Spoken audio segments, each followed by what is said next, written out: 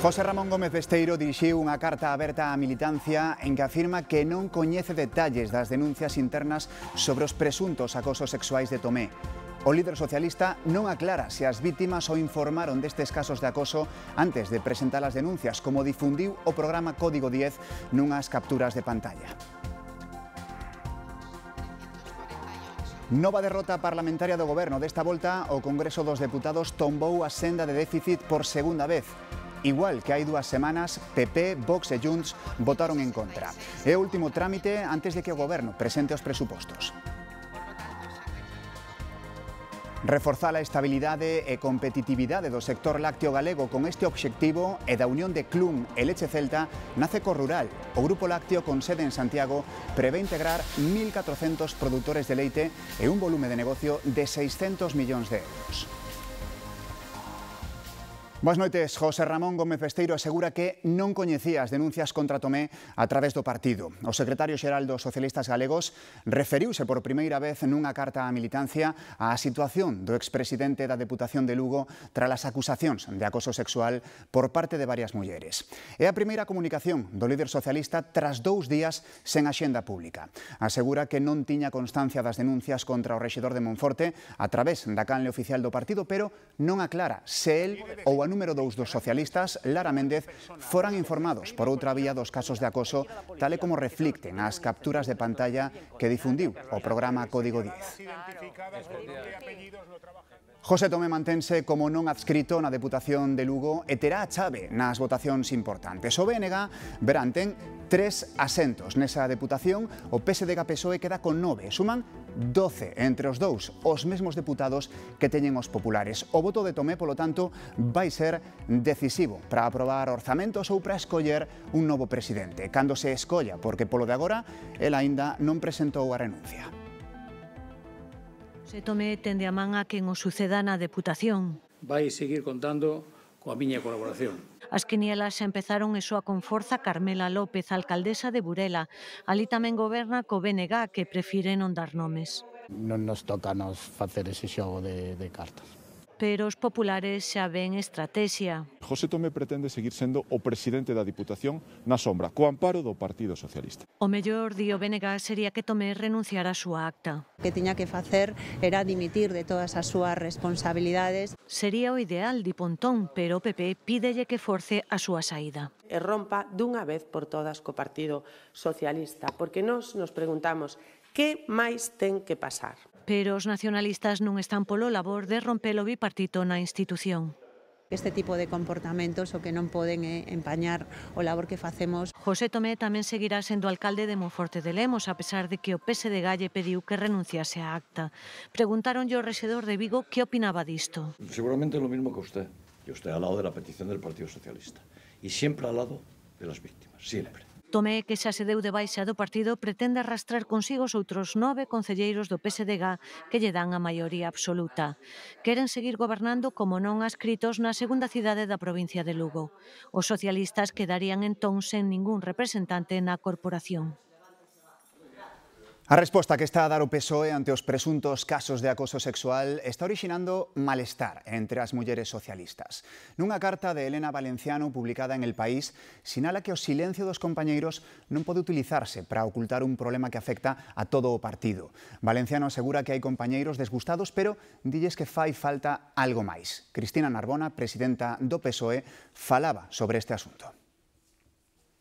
Elena Valenciano es una gran mujer y una gran feminista. ¿Cree que deberían ir a la Fiscalía el partido con el caso Salazar? Eso saben que está también siendo analizado desde el servicio jurídico en la medida que tienen que ser las denunciantes también quienes estén de acuerdo con ello. Tras a detención de Leire Díez, a fontaneira do PSOE e do expresidente da SEPI, AUCO detivo hoxe o socio de Cerdán, Anchón Alonso, e busca probas de irregularidades de contratos públicos en varias empresas. Os axentes da UCO rexistran alrededor de 20 empresas en distintas provincias, todas elas ligadas a Servinavar, participadas supostamente polo secretario de Organización do PSOE, Santos Cerdán, buscando documentación que poida avalar as posibles irregularidades en contratos públicos que investiga a Audiencia Nacional. Hai xa 3 detidos. O propietario de Servinavar, Anchón Alonso, ven sumarse a exmilitante socialista Leire Díez e a Vicente Fernández, que foi presidente da SEPI, a sociedade que xestiona as participacións do Estado nas empresas públicas.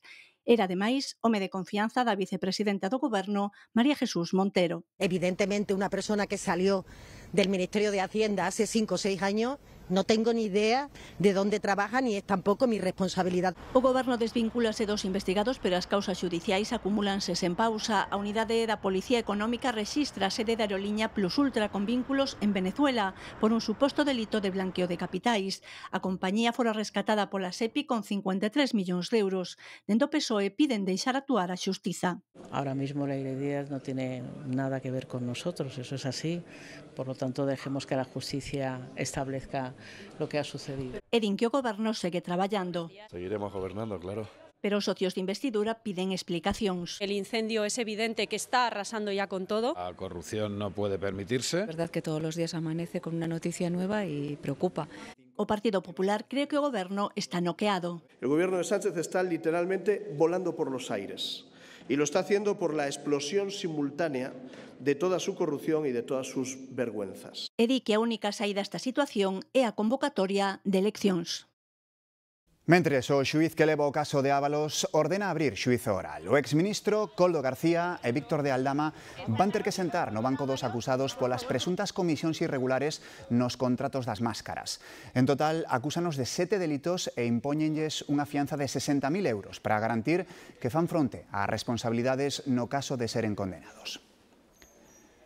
O Congreso dos Deputados volveu tombar esta tarde a senda de déficit proposta polo Goberno, o paso previo aos presupostos.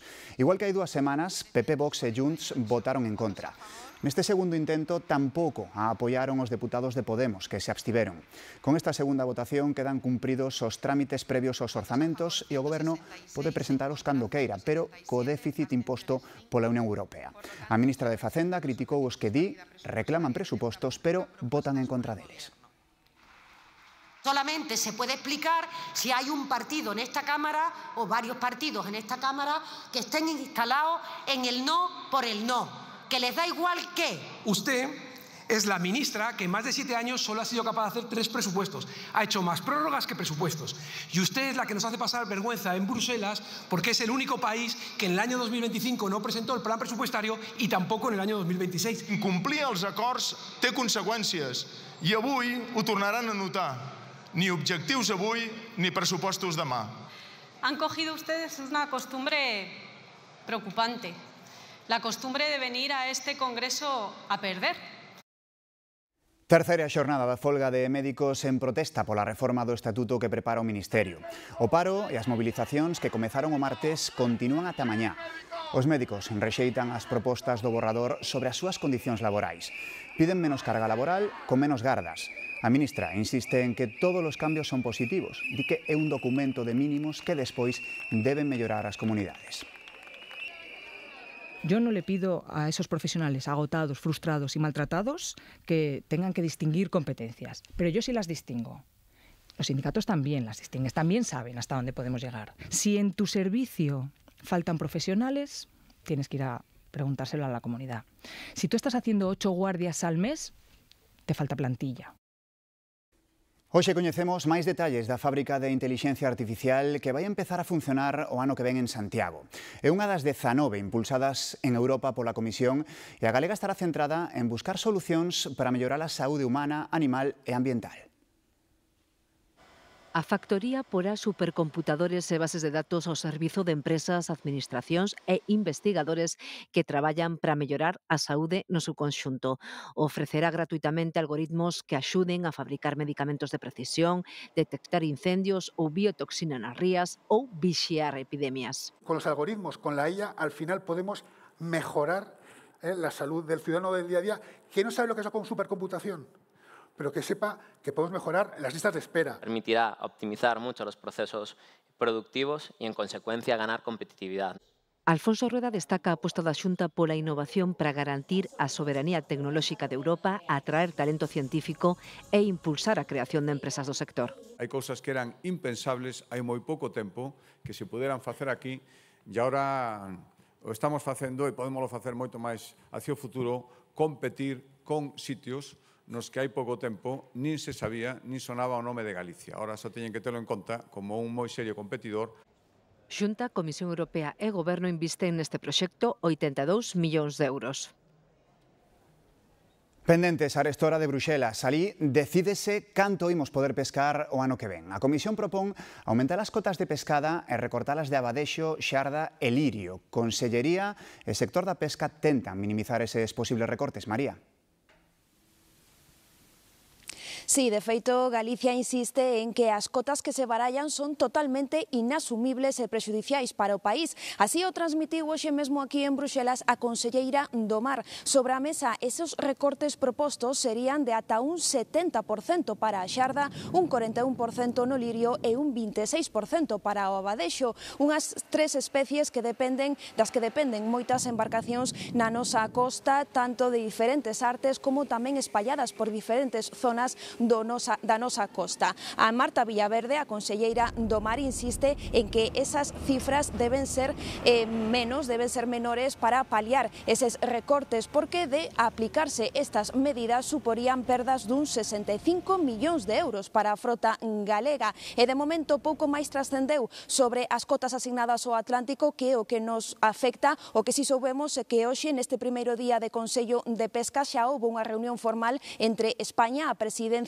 danesa e a Comisión Europea, malia que non deixou novidades sobre estas negociacións que se prevén difíciles e longas.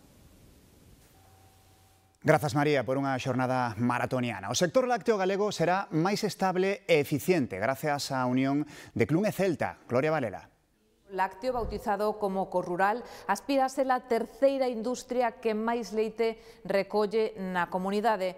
A Xunta amosou esta tarde o seu apoio a este novo grupo leiteiro que busca mellorar a competitividade do sector en Galicia e, sobre todo, aportar máis estabilidade e seguridade aos produtores galegos. O presidente da Xunta e a conselleira do Medio Rural coñeceron da man dos representantes de Clun e Celta as liñas mestras de Corrural, o novo grupo lácteo galego. A Xunta agarda que a unión sexa unha oportunidade para avanzar na transformación do leite dende Galicia. Debe de servir para darlle estabilidade e seguridade aos produtores, especialmente para todos os que xa están e tamén para os que poidan sumarse. O obxectivo de calquera empresa é crecer baixo criterios de rentabilidade e sustentabilidade, por suposto. E isto é o que nos presentaron hoxe estas dúas industrias. Corrural terá 1.400 produtores de leite e, segundo a empresa, un volume de negocio de 600 millóns de euros. Garantizar una mayor gama de productos a nuestros consumidores. Estaremos mejor posicionados en el mercado y tendremos más capacidad para atender a las crisis del sector. Esta é unha oportunidade que, de logo, estaba agardando o campo galego, dispoñer dunha industria moderna, forte e referente. Galicia produce máis do 40% do leite de toda España. Galicia vai crear 3.500 novas prazas en residencias de maiores os próximos anos. Anunciou a conselleira de Política Social nun acto en Madrid onde explicou como funciona o sistema de atención ás persoas maiores na nosa comunidade. As obras da estación intermodal da Coruña deberían rematar a finais do próximo ano, segundo o previsto. O secretario de Estado de Transportes visitou hoxe os traballos canda o conselleiro de Presidencia, Diego Calvo, o delegado do Goberno, a alcaldesa da cidade e o presidente do Adif. O Estado adapta a bella estación de San Cristóbal para convertela en intermodal. A Xunta construe a nova estación de bus e, ademais, urbaniza a contorna. Máis asuntos. O home que o martes pasado asaltou unha gasolineira en Tui xa está en prisión. A xuíza decretou o seu encarceramento tras recibir atención psiquiátrica. Na estación de servizo aínda non se lles foi o medo do corpo. 2 dos seus empregados están de baixa polo shock. O impacto dunha bala baixo a cámara de seguridade permanece como pegada do acontecido o martes nesta gasolineira de Guillarei. Foi o disparo dun dos axentes que reduciron o home que esa mañá causaba o pánico entre clientes e empregados. Tenemos 2 trabajadores de baja en ESOC, durante la noche no han dormido, lo están pasando mal. O agresor, un home coñecido en Tui, actuou cunha violencia extrema nada máis cruzar a porta. Entró agresivo, con una actitud agresiva, de insultar, de faltar y mostrando la pistola. Rompió monitores, pantallas, que tenía todo por delante, y dañó uno de los surtidores. Rompeu unha mesa a golpes de extintor e cebouse especialmente con 2 mozos que acudiran botar combustible. E puido ser peor. Sí, parece ser que se encasquilló la pistola en alguna ocasión que ha querido disparar. Unha xuíza de Tui enviou o agresor a prisión provisional unha vez recibida a alta na unidade de psiquiatría do Álvaro Cunqueiro. Ignórase aínda se o seu obxectivo era roubar ou se actuou movido polas drogas ou por unha crise nerviosa. E a Garda Civil desmantelou a maior plantación de marihuana do ano en Galicia. Foi no concello de Ames, Patricia.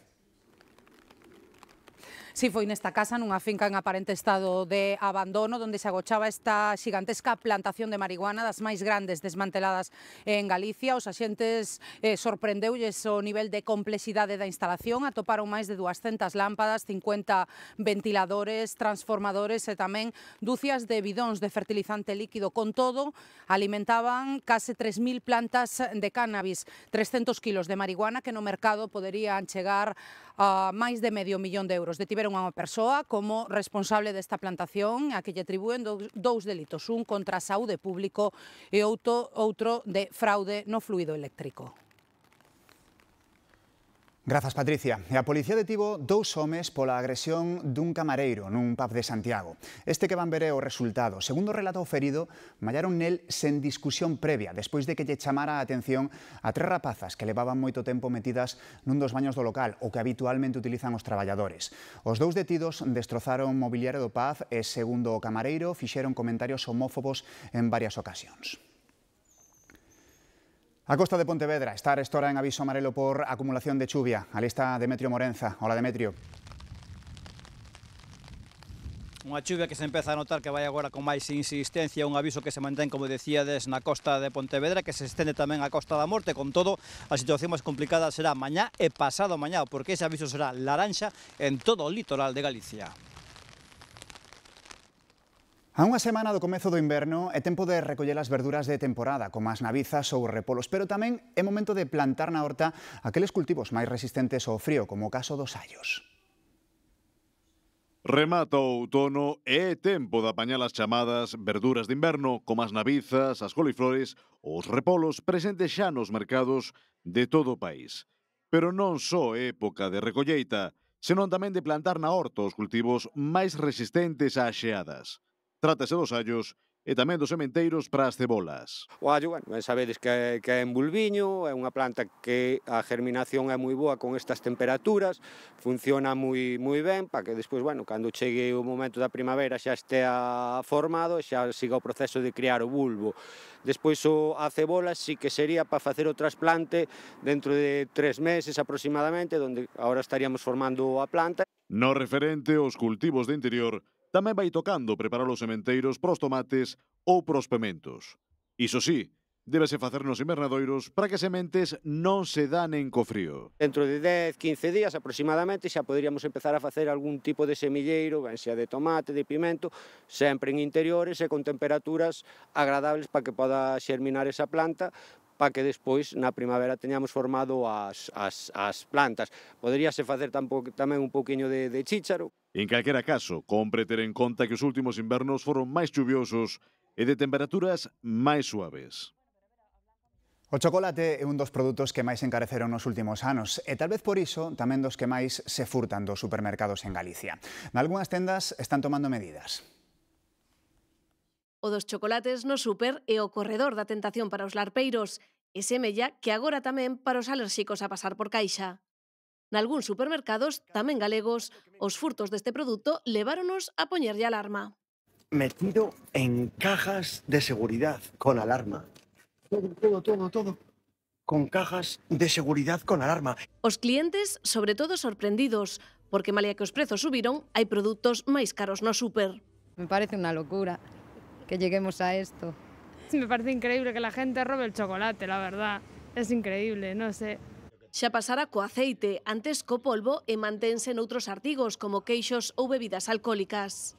Mismo en Brasil, donde tenemos cosas más peligrosas, no miramos cosas como esta. Entonces, para nosotros nos parece extraño. Os mercaderes pensan que é unha forma de protexernos, ao final é protexernos sempre. A economía é circular. Dende os supermercados recoñecen que en cada zona teñen que protexer uns produtos máis que outros.